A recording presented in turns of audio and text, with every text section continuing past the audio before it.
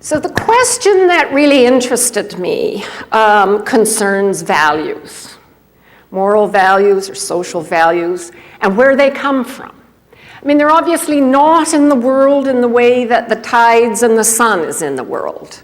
And yet, on the other hand, they matter terribly to us because they are an integral part of our social lives. And they have a lot to do with how we get on with others, whether we prosper, and whether we have well-being. And so the question that I was really puzzled by, and have been for a long time, is where values come from. Now, in a certain sense, we really have all known, I think, since the 19th century, that at some point we must make contact in answering that question with the evolution of mammals and with the evolution of the mammalian brain. But how exactly that story should go has, I think, remained slightly out of reach, at least until fairly recently. Darwin speculated on this question, and like Aristotle, he made the observation that many animals seem to be social by nature. Not just humans, but also chimpanzees and baboons, wolves and dolphins. And what can that mean, to be social by nature, exactly? He also realized, as did Aristotle and as did Hume before him, that habits and the acquisition by the young through living in a social context, the acquisition of an understanding of social practices, of habits and skills, is essential in answering that question. And finally, that somehow, especially in animals with big brains, such as chimpanzees and baboons and humans, that reasoning and problem solving plays an important role. And the question still remains what that role is. Now, another important aspect, I think, in trying to address this question is to put it into the context of what, over the past 100 years, we have learned from anthropologists and archaeologists about our evolutionary past. On the vertical axis are years in millions, and on the horizontal axis is space. And of course, what you will see is that there are hominins that go back 2 million years. The last common ancestor of hominins and chimpanzees is about 5 million years ago. So what you're looking at is from 2 million years on.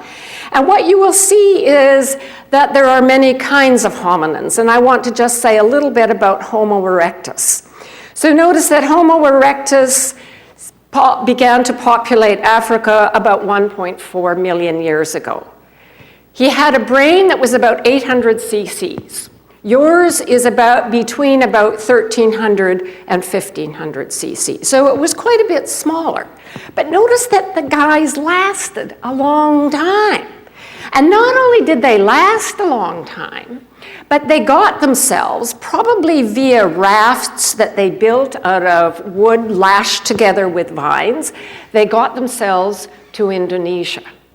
And what archaeologists and anthropologists think is that Homo sapiens, our kind of guys, came into Africa or began to emerge and populate Africa between 200 and 300,000 years ago.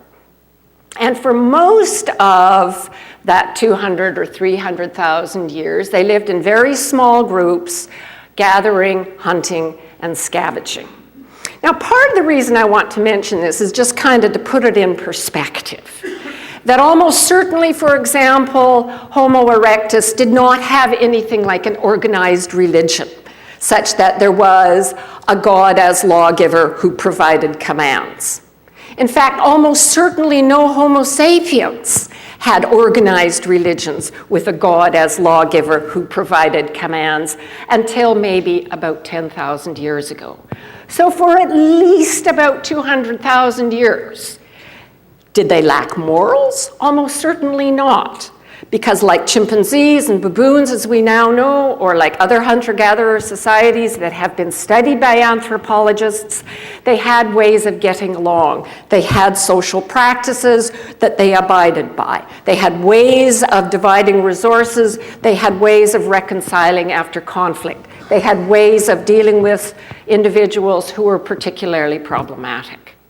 So they were not without moral behavior, and yet they did not have anything that could constitute something like an organized religion, nor probably did they have much in the way of explicit laws. Writing was not invented until about 5,000 years ago, and many hunter-gatherer cultures that we know of now never did have it.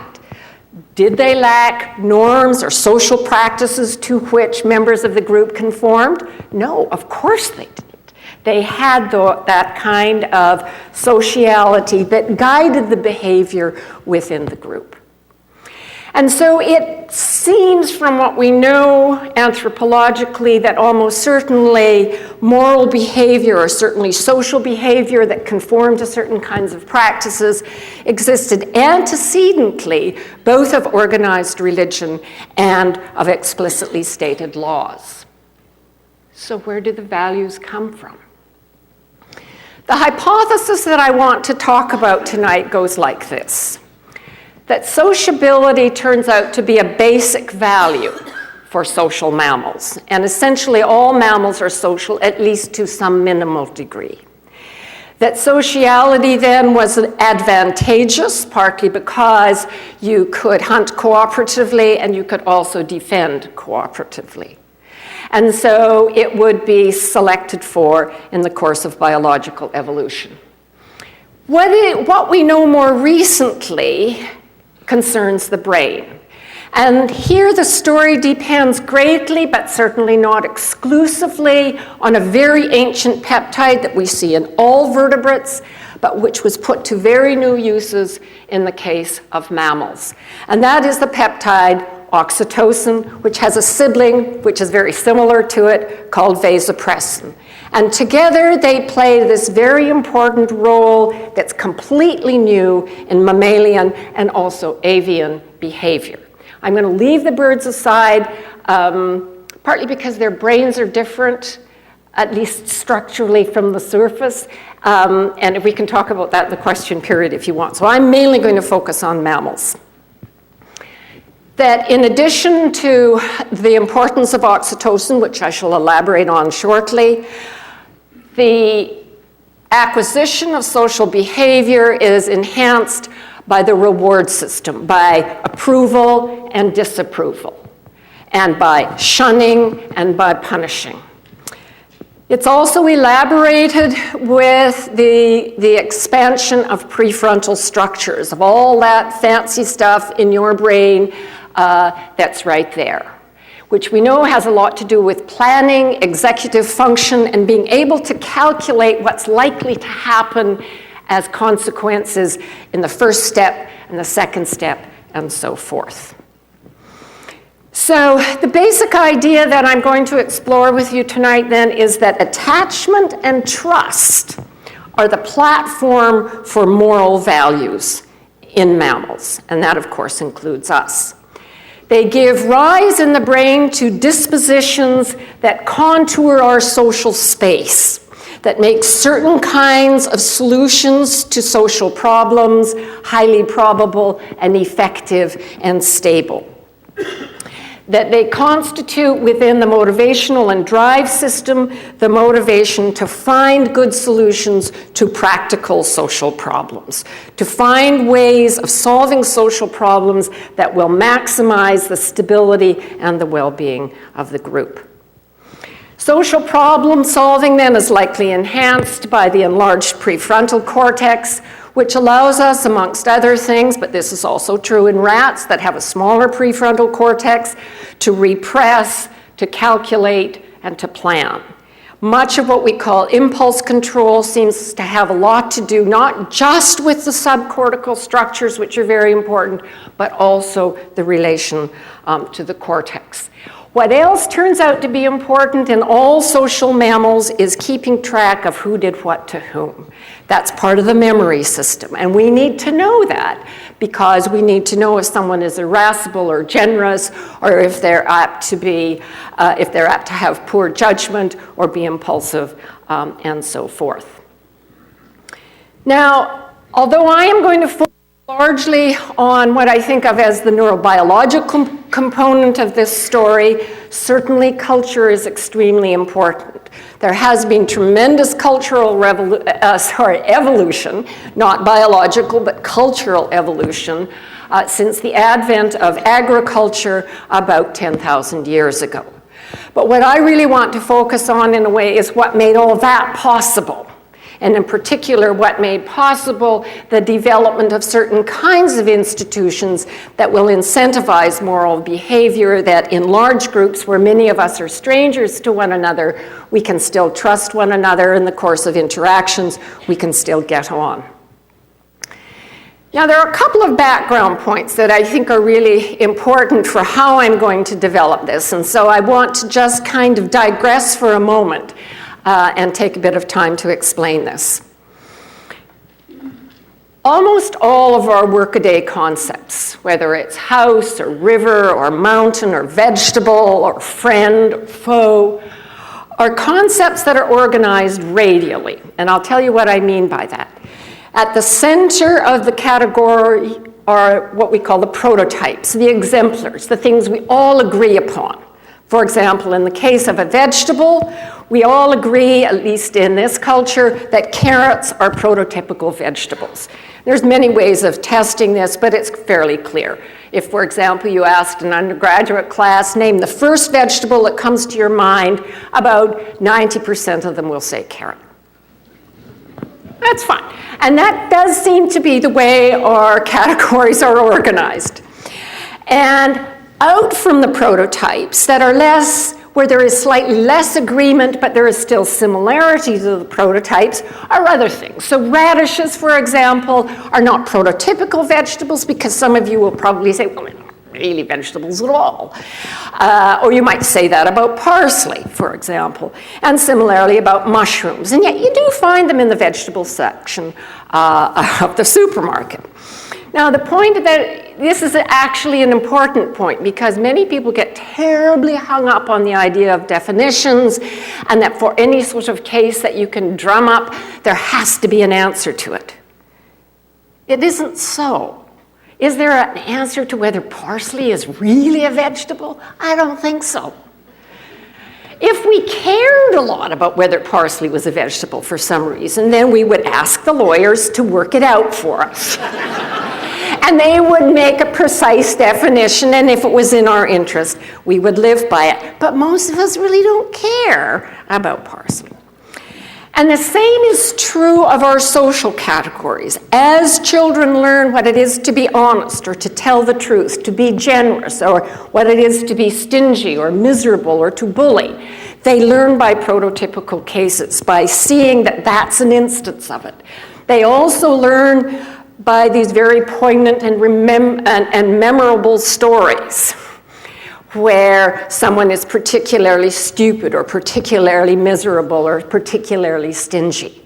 And they learn then the prototypes of these moral concepts.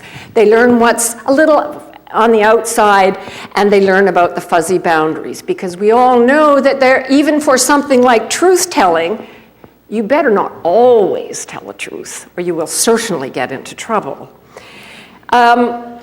And moral and not moral, I think, are similar in that way. That is, there are prototypical cases of what it is to be moral. There are some that are a bit further out, and there's fuzzy boundaries. Now, there are a couple of other related points that I want to make in this context. One is that house is also one of these categories that is organized with a radial structure. But notice that what is a prototypical house varies across cultures. So in West Vancouver, let's say, that's going to be a prototypical house. But if you live in the Arctic, it's going to look something like that. Paul's mom was born in one of those, so for her, for many years, that was a prototypical house, and so forth. Now, this is relevant to our topic because what we are going to see is that relative to particular kinds of ecological systems and relative perhaps to history, you may see slight differences in moral practices, moral norms, and moral standards. And they may then be understood in something like this sort of way.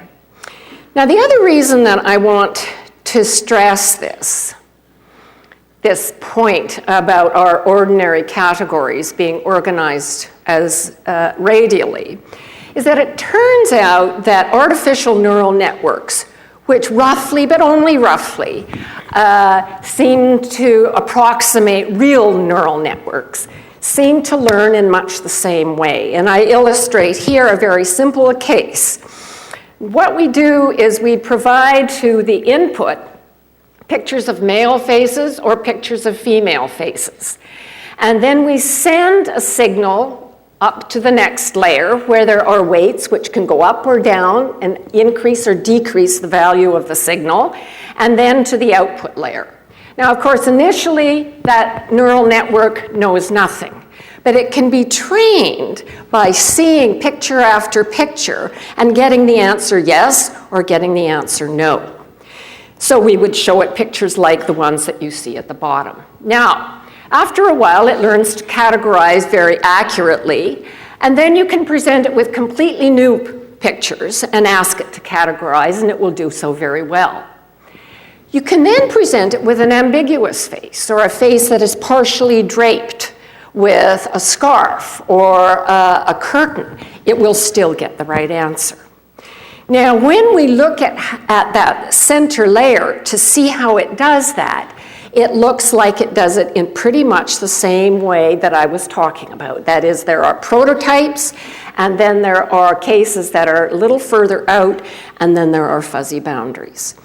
This gives us some expectation, although these are very early days, and I have to really caution you on that, to think that the story about prototypes and categories fits very well with what we know about the nervous system. Whereas learning categories by necessary and sufficient conditions or definitions doesn't actually seem to work quite so well. So now I want to return to the question of values. So the question that I want to ask is even more basic than where do moral values come from. I want to ask, what is it for neurons or for a nervous system to have values of any kind? What could that possibly mean? And we do have an understanding of that.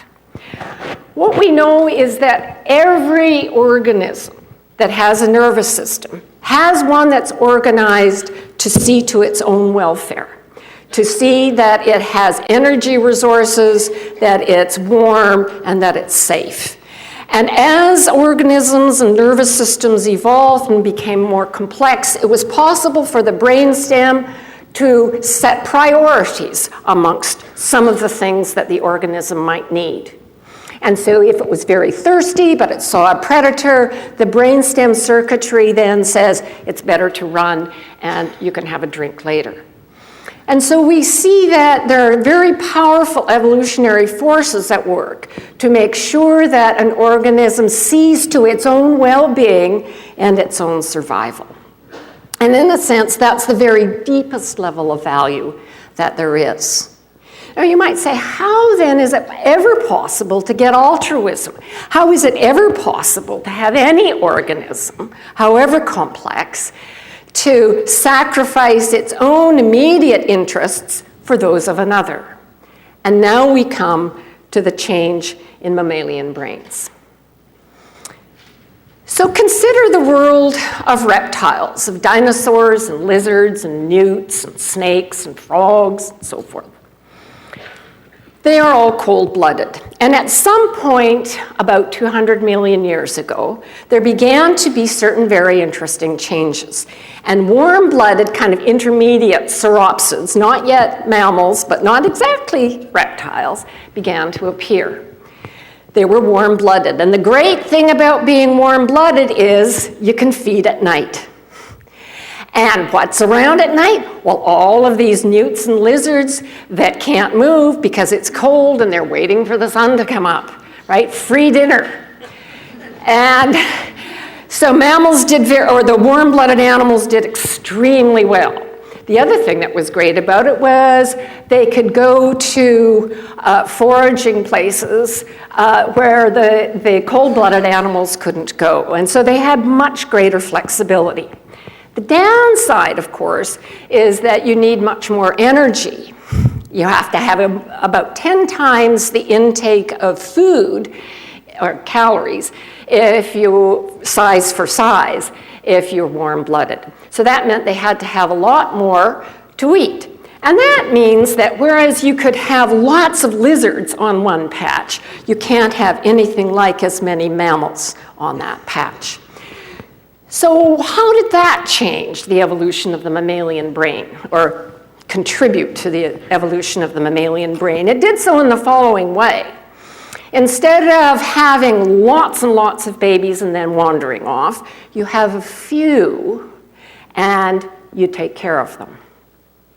And so what we see is, with the beginnings of the proto-mammals, is something very new. And this required rewiring very important parts of the subcortical structures, in particular the hypothalamus. And oxytocin, which I mentioned earlier, began to be put to a new use. If I can be anthropomorphic for a moment, what Mother Nature had to do was rig it so that the mammals cared for the offspring as though they were themselves. So just as me, the mother rat, takes care of my own warmth and food and safety, so for my babies, I take care of their warmth and food and safety. So it's as though me extends to mine. Now, it's not as though the animal is confused about the difference. It's just that care extends. So we go from an organism that is essentially only looking to its own welfare and needs to one that considers the welfare and needs of others almost as profoundly. Now, part of what happened in this change was that oxytocin was important in establishing an attachment between mothers and offspring, or between fathers and offspring. And as also were the endogenous opiates, which make you feel good when they are released. And so when the baby and the parents are together, you feel good. When they are separated, you feel pain. And the mother will act accordingly. In addition to that, because the newborn mammals are born very immature relative to a newborn turtle, which can just hatch and then carry on to the ocean. The immaturity, although it has the price that the mom has to take care of it, it has this amazing benefit. And the benefit is that the brain can tune itself up to all kinds of different environments. It can learn to accommodate itself to many different kinds of environments, no matter what particular kinds of things happen. Now, if you're Mother Nature and you want to have an animal with great flexibility, you can either go in and change the genes so that you cover all those contingencies by building a brain with all the right connections. They would all be instinctual. Very expensive, very slow, didn't happen. Because the thing that's cheaper and faster is to make a brain that's immature but can learn like crazy. And that's really what you have in the case of mammals. So, but to have that and to have this advantage of being warm-blooded, you have to have this circuitry, and this is a huge difference between mammals and reptiles to care for others. Now, which others, of course, is going to vary between species as a function of how they make their living and what their particular evolutionary pressures are. Now, just because it sometimes is useful, I just want to say a little bit about what the cortex is. All right, so what you're looking at here is a slice of a mammalian brain taken this way, okay? You're not looking at it from the side, you're looking at it as a slice. And it's stained to make the cortex show purple. So notice that what you've got is this little, oopsie, where'd that go? Hey, come back. Oh no, get back. There we go. So it's just the kind of outer rind, if you like. And all of the white stuff in between are the axons that course from the cortex to other places. And if you take a little section of cortex and blow it up, what you're seeing is something that looks like this. And it itself has this amazing 6-layer structure. I mention that also because I want you to know that there are other things in the brain that changed also probably as a result of these needs for mammals to have this kind of sociability. So a turtle brain or a lizard brain doesn't have a cortex that looks like that. It's got this kind of sloppy, maybe kind of 2-layer thing, which isn't to say they're stupid. I mean, they're not slugs. But they can't do the computation and the abstraction. They can't do the recollection and the skill learning that can be done by mammals. So as I said, all vertebrates have oxytocin and vasopressin, which are very, very similar, and I just give a picture there schematically of what the molecule looks like. And one of the things that's kind of interesting about oxytocin and vasopressin is that in the female, oxytocin is massively released during parturition as the baby is being delivered, and it's massively released in the brain. In addition, during lactation, it's released in the brain both of the infant and of the mother. And this is a very important part. The cuddling, it doesn't actually have to be lactation, although that's probably a good idea, but the cuddling and the nurturing and all of that is very important for both both for oxytocin release in the mother and in the infant. Now, this is a slide I put up here just to remind myself to tell you that there are many things besides oxytocin that are important. I'm highlighting it because in a way it's the central player. Okay, so that gives us the big story, genetically speaking, of how you get from only my interest counts to the interest of the others count very much like my own. How do you get from that to caring about things that aren't offspring that are part of your species or in your group?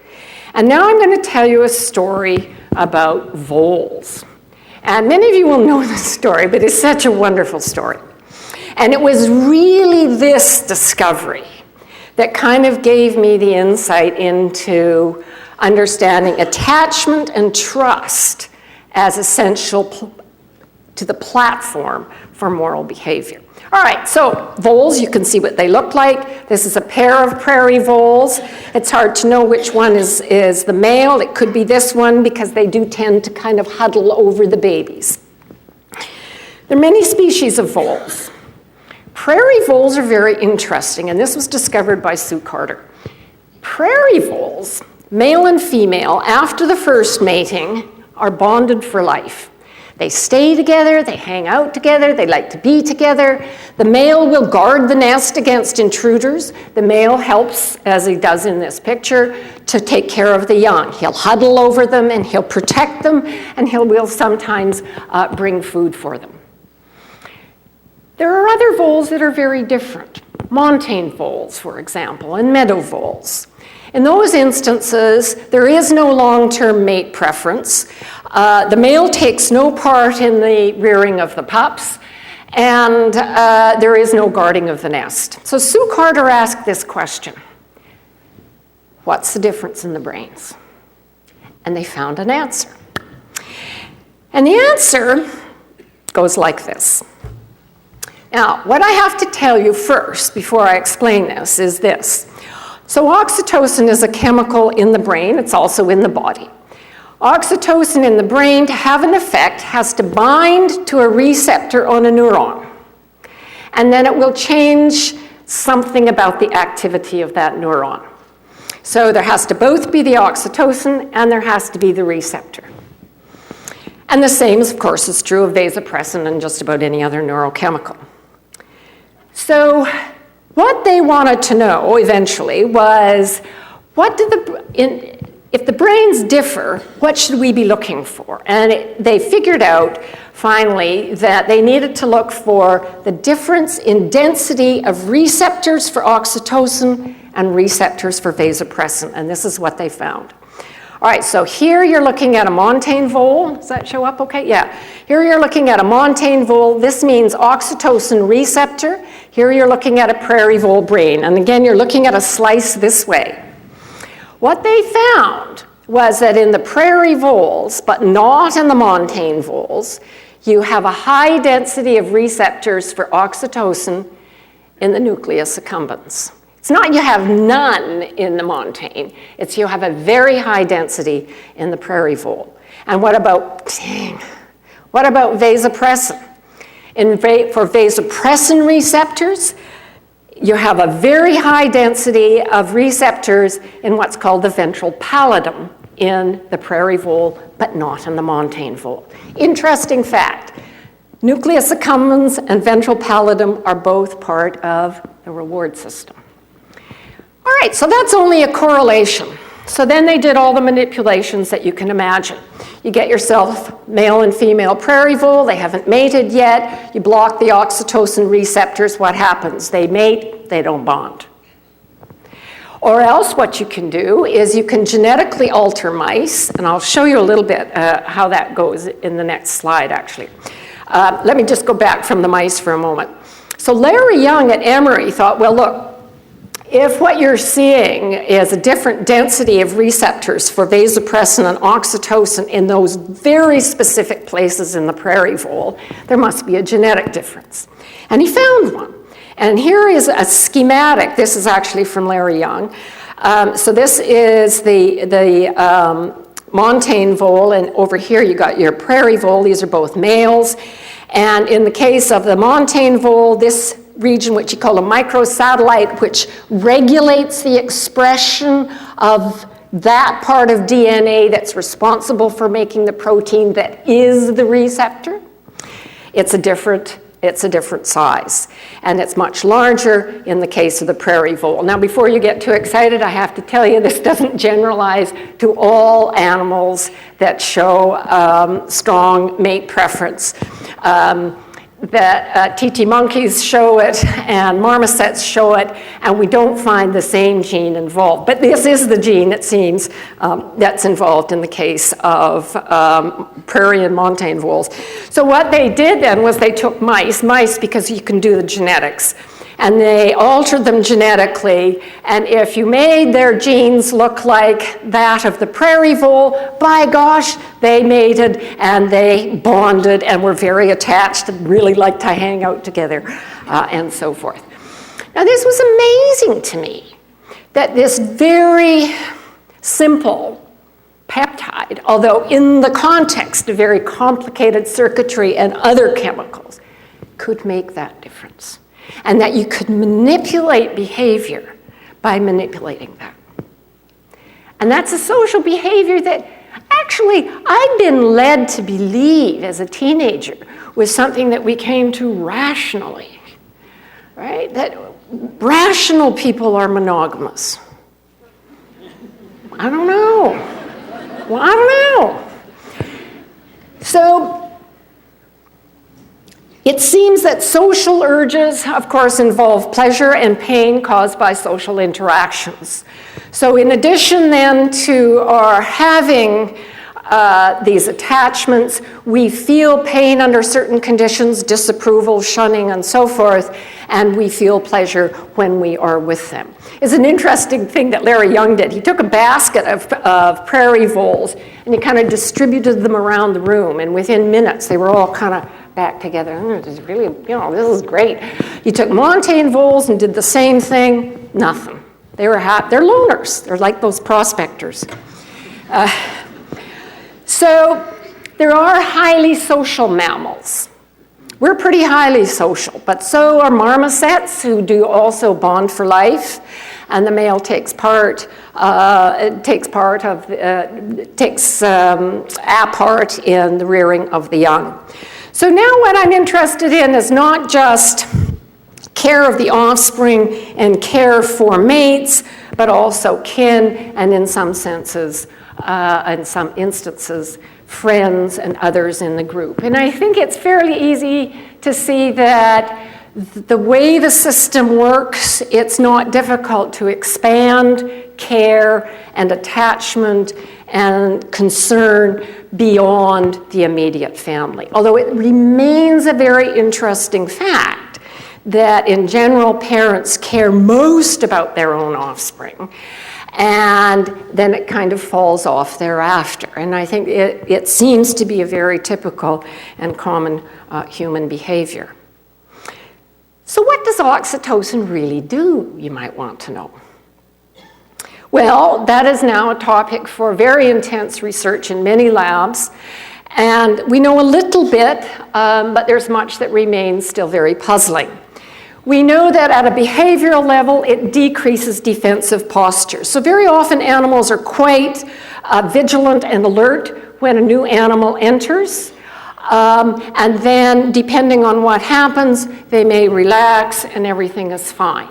We know at the level of the brain that there is, to a first approximation at any rate, a kind of opposition between oxytocin levels and stress hormone levels. So when stress hormone levels go up, oxytocin goes down, and vice versa. And so part of the reason we feel good in a social context is that oxytocin levels go up and our stress hormones go down. Stress hormones make us feel anxious, alert, it's unpleasant. It also turns out that oxytocin has receptors in a subcortical structure called the amygdala, which we know is important for processing, amongst other things, for processing fear responses. And it's as though it downregulates fear responses. And it also affects the brainstem and downregulates the fight and flight response and upregulates the rest and digest response. All right, I want to say just a little bit about tuning up the reward system. Not very much, except to say that, of course, the reward system is a very important part always of learning. And in the next slide, you'll see, let's see, what's the best way to do this? I guess this is going to, okay. So this thing that you see here in blue is the ventral tegmental area, which is really important for releasing dopamine, and it does it there, and also to the frontal structures right here. The amygdala, which I mentioned earlier, which is important for processing fear, is here, and notice that there's also an interaction there.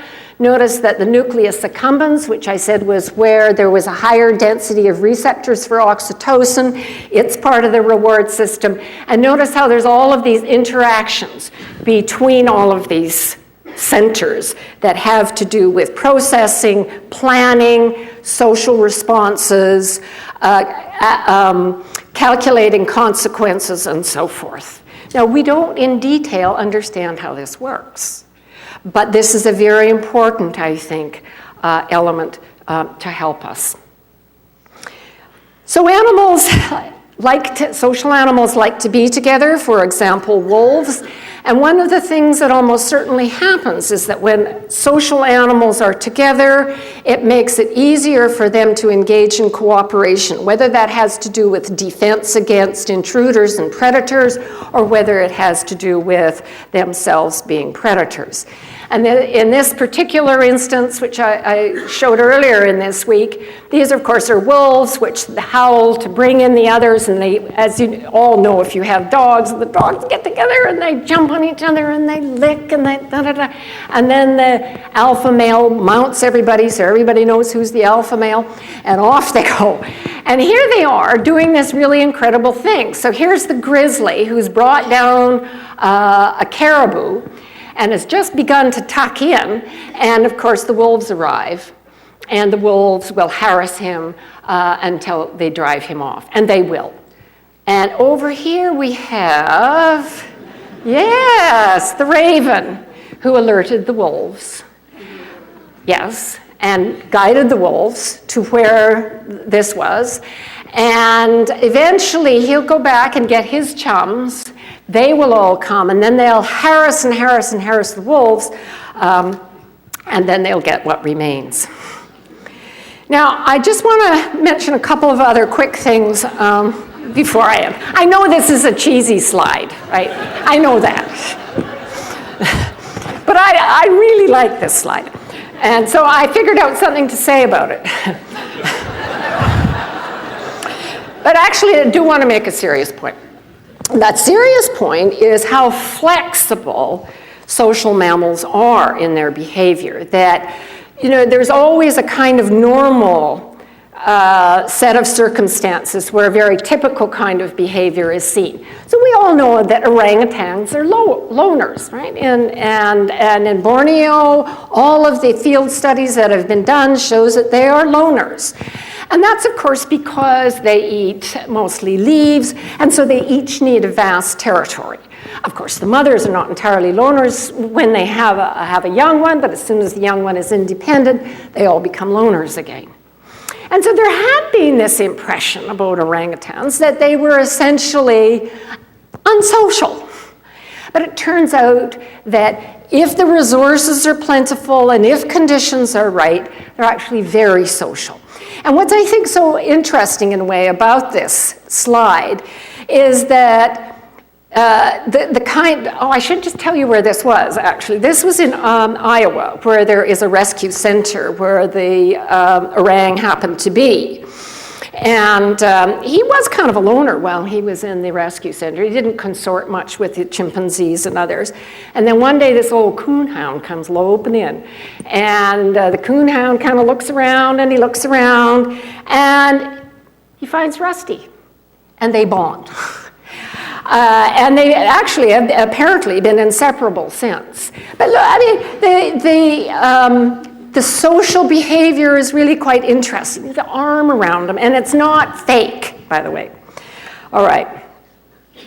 So I'll just finish with a couple of quick comments. And one is, of course, so far the story has been about cooperation and reconciliation and so forth.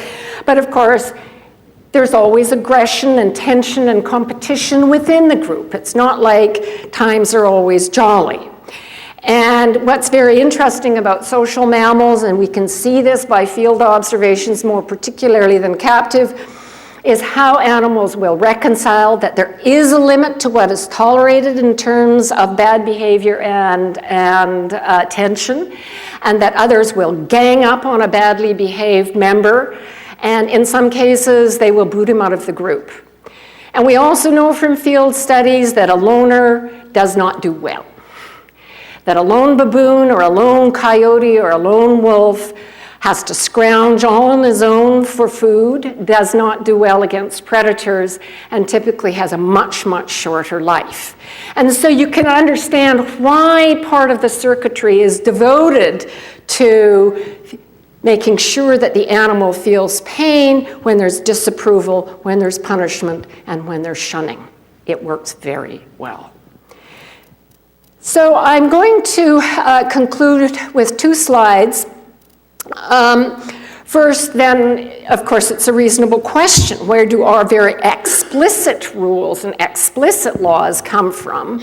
And I think many people who study cultural evolution think that once there was agriculture and once groups became very large, trade increased, that there was a need for regularizing transactions between strangers. And in other words, the trust that used to obtain between individuals as a result of, you're giving me the eye or wagging your finger at me and so forth, that sort of moral suasion between individuals and where we trust one another had to be altered in the context of dealing with strangers. And there it makes sense to sort of invest your trust in the institution, as we do in the case of banks. I mean, isn't it amazing? You walk into a bank and you hand this perfect stranger money and you think you're going to get it back eventually? I mean, it's amazing, really.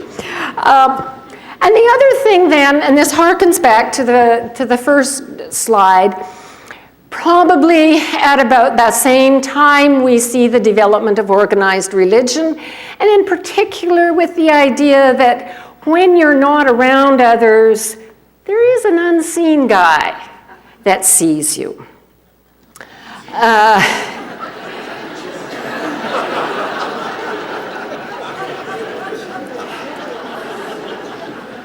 It kind of looks like Calgary, but I think it's Texas. All right. So in summary, I just want to say then that the foundation on which everything is built, of course, is this structure of self-maintenance, self-welfare, self-care. But out of that can grow and did evolve this additional circuitry with this other very much more complicated set of properties. That there are self plus offspring values, and that these, under the right circumstances and given the right sort of evolutionary and ecological conditions, can develop into animals that expand care to kin and to others in the group, and ultimately possibly to strangers. Humans, of course, have a brain that is much bigger. It has no different structures than what a rat has. We just have more neurons. We have about 86 billion. Cortex varies over about 5 orders of magnitude between little rats and us, or little mice and us. We've got more neurons. We've got more stuff to go between sensory and motor, so you can get more and more abstract, more and more imaginative, more and more planning. And I think roughly that is the story of how you get from there to here. Thank you for your time.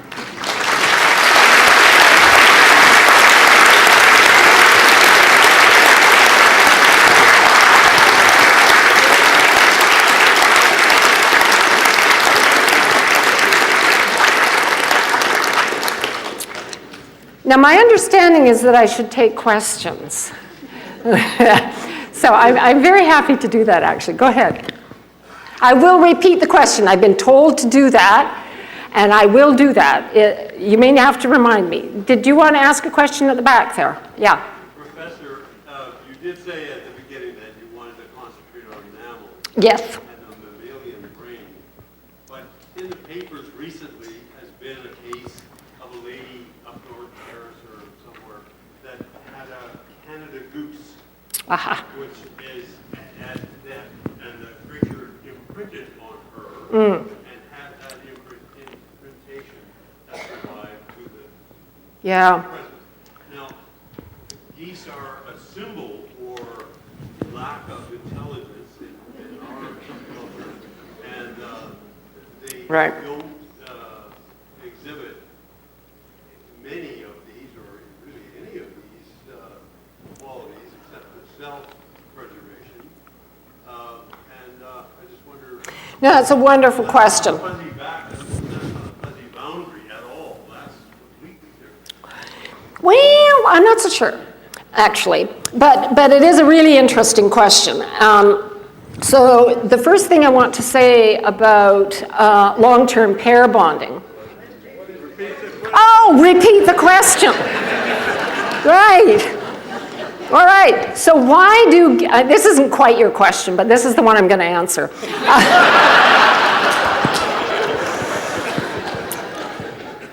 Why do geese, Canada geese, show long-term pair bonding? Right?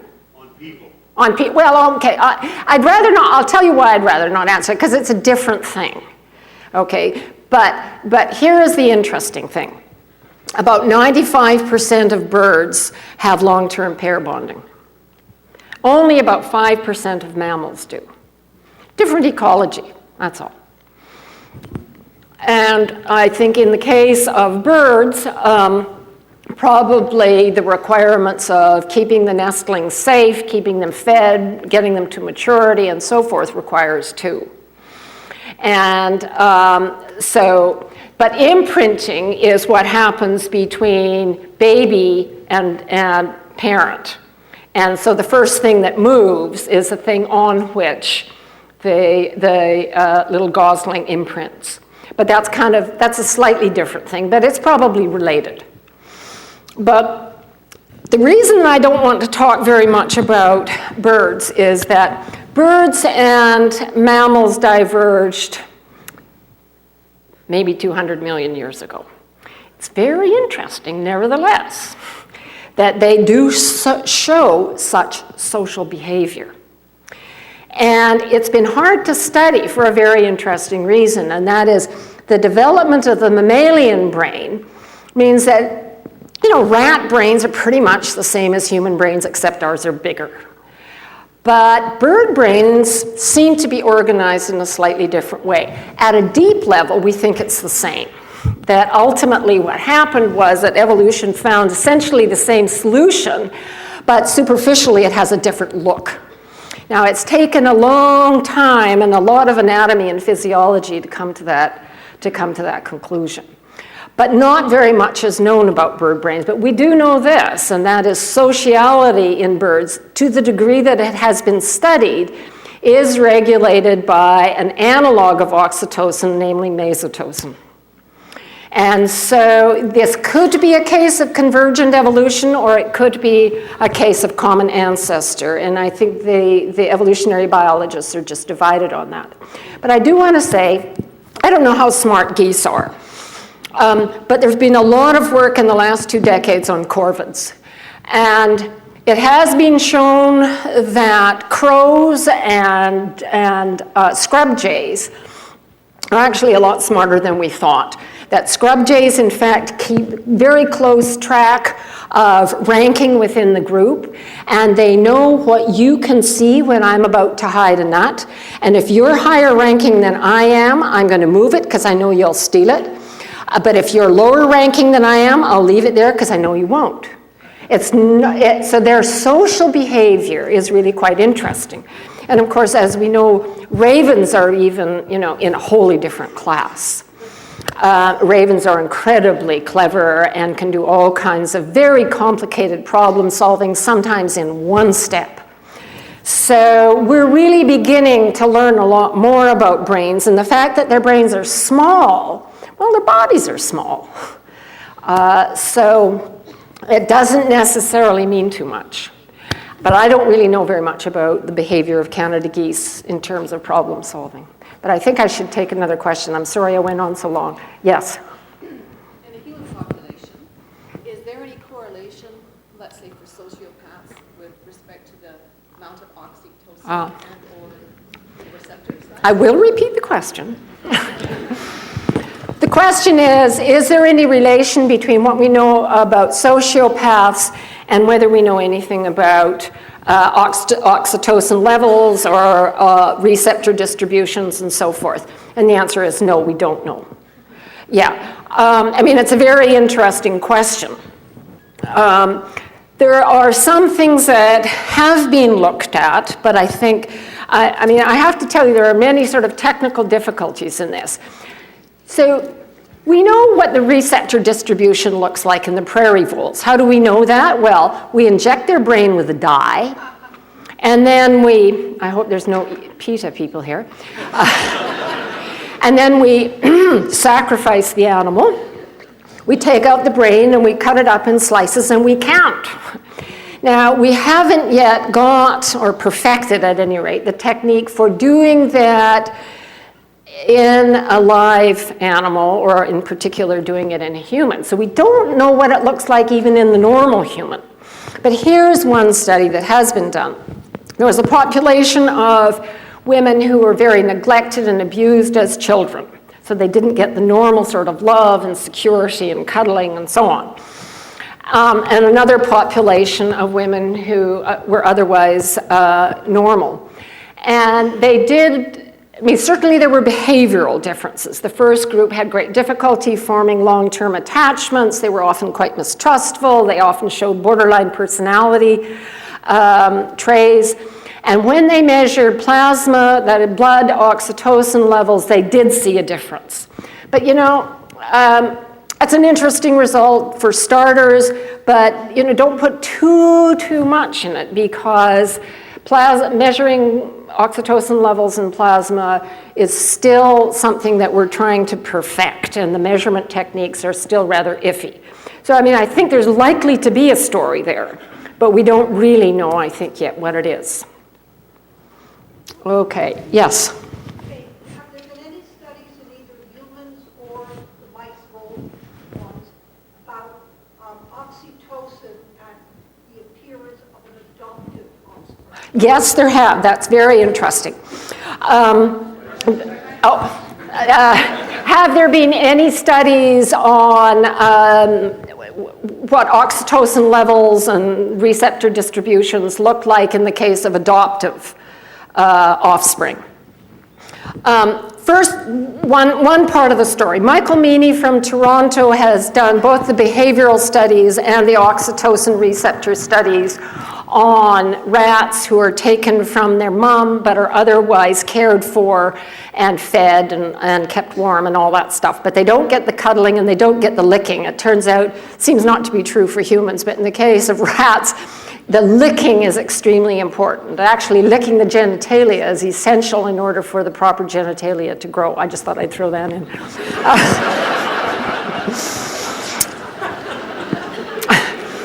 But Meany's results are very interesting, which is that the separated, the ones without the proper mothers, do show abnormal social behavior.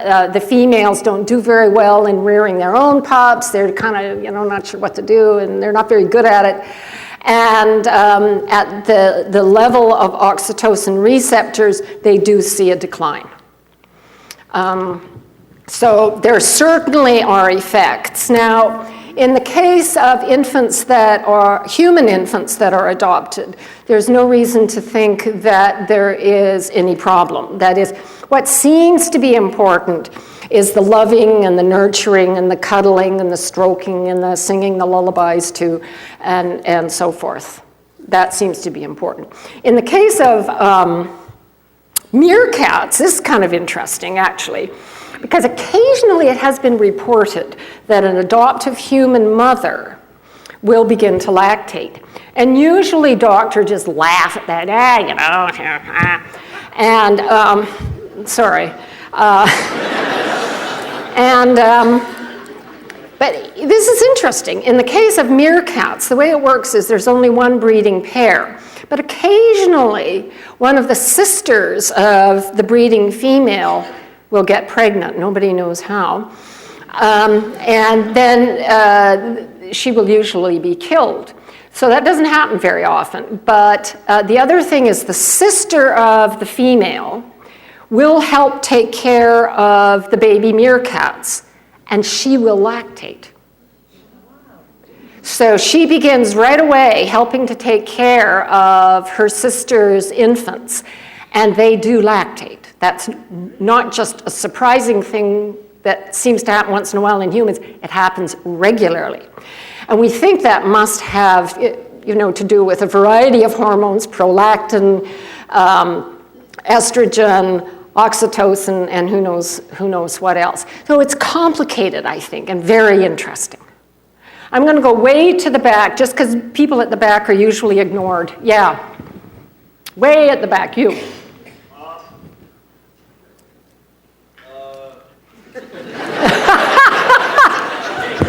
Shall I give you a hint?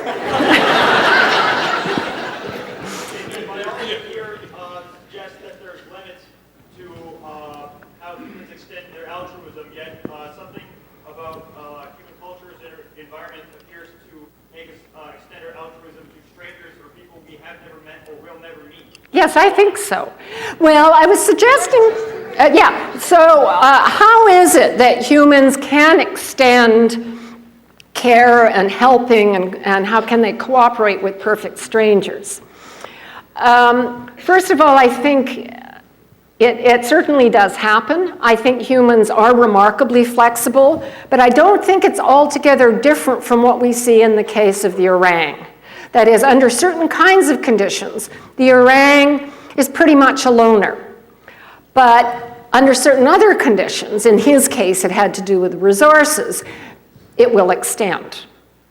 And you do see extension. I mean, this is seen even in the wild.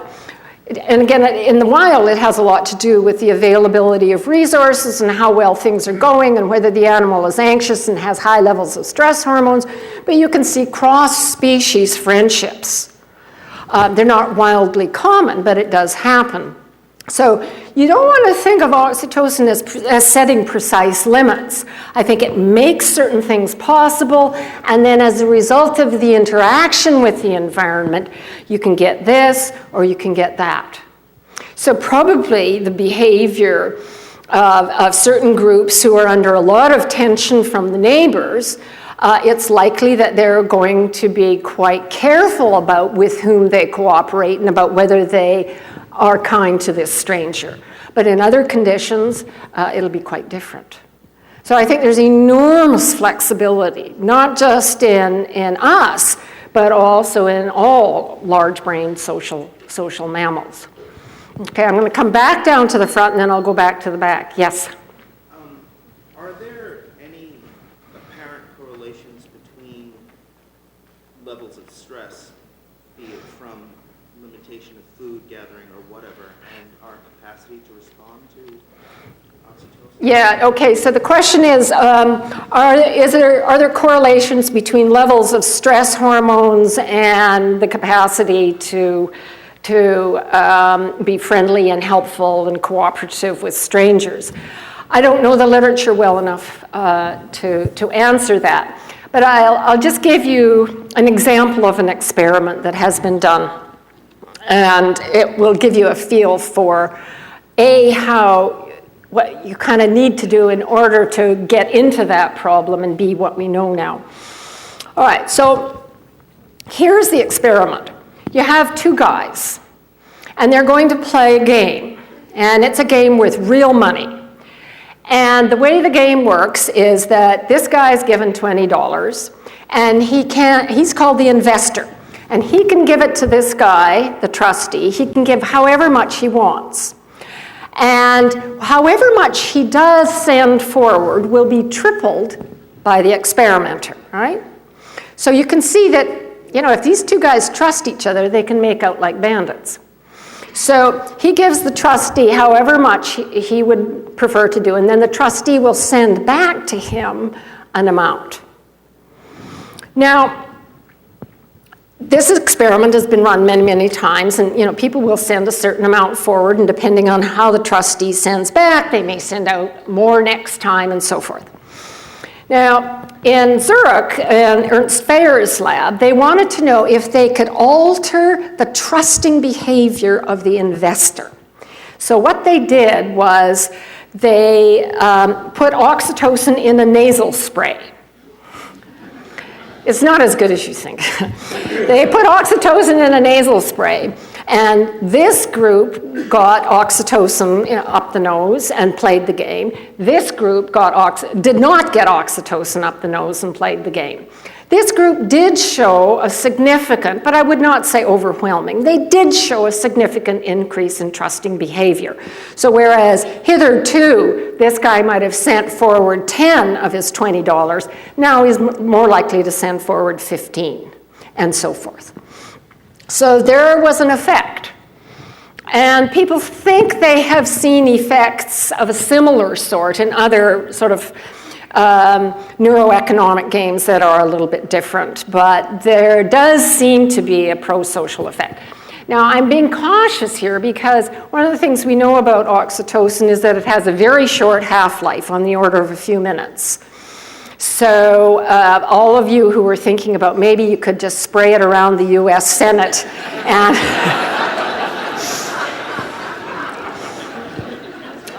it wouldn't really work. I know, it was such a lovely thought. And the other thing is, it's a very potent hormone. And it is released in other parts of the body. And it affects other parts of the body. So if you inject oxytocin into the brain of a young female prairie vole, she'll immediately go into estrus. Now, one of the reasons why women are typically excluded from these tests with the nasal spray is that oxytocin is released from the ovaries and the corpus luteum just prior to ovulation. And so, by and large, the institutional review boards are not eager to have people's reproductive systems messed up. But it's also released in the testes. It's part of what you need in order to eject sperm. And it's released in the gut, and it's part of what is involved in smooth muscle contraction. And so it's not just something that we find in the brain, and its only role is not just to make us trusting and to attach. And so I think by and large, the people who are doing research on this are really still restricting themselves to animal models. But there are 3 areas of research where people are interested in seeing whether it could possibly have a clinical application. And the clinical application consists mainly in 3 populations, those people who have post-traumatic stress disorder. And there have been what I would describe as significantly positive effects on some patients there. They're also trying it with autism spectrum disorder. Now, it's difficult there because the individual differences between people so diagnosed often are really quite enormous. And so what you need to do is to have a fairly small subset that is as homogeneous as possible. I think that there are some results that kind of look promising, but I think we're in really, really early days yet. And the third clinical population for whom this has been interesting are schizophrenics. And I think that's a very long shot, but because schizophrenia is so devastating and because it afflicts 1% of the population, and because nobody has the slightest idea what's going on. I mean, there's, for every gene study that's been found, there is some chromosome or other on which there has been an association. So the gene part of the story for schizophrenia is at the moment in disarray. And so my own view is that probably it's a shot in the dark, but, it's probably not going to hurt them. And maybe it will do some good. Yes, go ahead. And then I'll come back to the back. Go ahead, yes. Yes, I'm sorry. Yes. One of the characteristics of autism is an inability to bond effectively with others and behave socially. Yeah. What role might brain chemistry have to do with that? Well, the question is that, at least in many subjects diagnosed with autism spectrum disorder, that there seems to be an inability to bond properly or to be affectionate, to sort of be engaged in that sort of way. And so his question is, what sort of dysfunction in the oxytocin system might there be? And I think the answer is completely unknown at this stage. Not unlike the genetic studies of schizophrenia, the association studies, between population and a particular gene, nothing really much has emerged because too much has emerged. That is, almost every chromosome and on many different places, you'll find some association study or other for autism spectrum disorder. So it's still very, very baffling. And it's probably a microstructural, at the very, very fine level of neuronal organization. And there have been guesses, that maybe it's the mirror neuron system. The data there are very, very thin. So I would say that it's still a mystery. Yeah. Okay, I'm going back to the back. Two more? Okay, yes. You talked about the differences in oxytocin levels between species and its effect, but within species by gender. Can you talk some about that, presumably? Yes. What effect does that have on development morality? Yeah, so her question is, are there differences between the sexes with regard to oxytocin and vasopressin? Since I didn't say very much about vasopressin, this gives me a nice opportunity, actually. Oxytocin is more abundant in females, and vasopressin is more abundant in males. Vasopressin is more associated with, but this is not its exclusive function, but it is more associated with the aggressive behavior that we see, for example, in males as they guard the nest. But both males and females have both oxytocin and vasopressin, so we see a difference in levels. At least that's true in rodents. It's simply not known in the case of humans. But of course, in the case of humans, we know that you get this massive increase in levels of oxytocin during delivery and lactation, for sure, and a massive release in the brain. Yeah.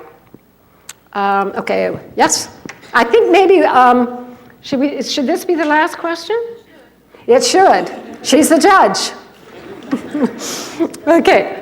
So you mentioned that increases in oxytocin are correlated with a decrease in fearful behaviors.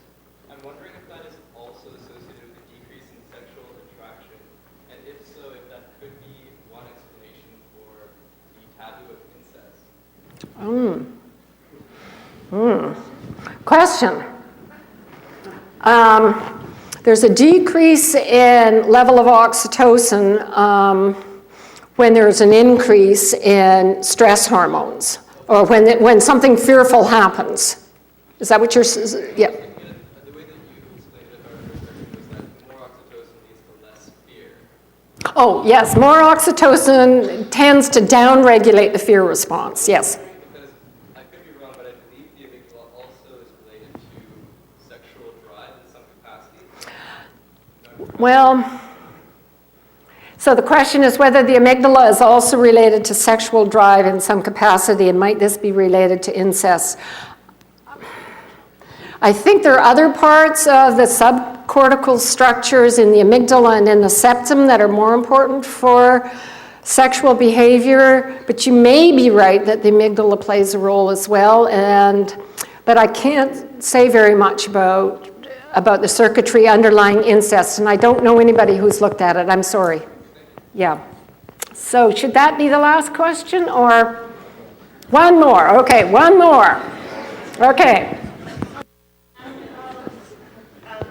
Or animal studies looking at developmental effects of, say, deprivation of stroking and petting. Oh, yes, yes. And then how their oxytocin systems are affected. Yes. Her question is, do we have developmental studies that relate to the question of the importance of oxytocin to basic nurturing like stroking? That was my story about the rats and the licking, the Michael Meany work from Toronto. Yeah, Google Michael Meany Toronto and you'll see this very beautiful work that has been done.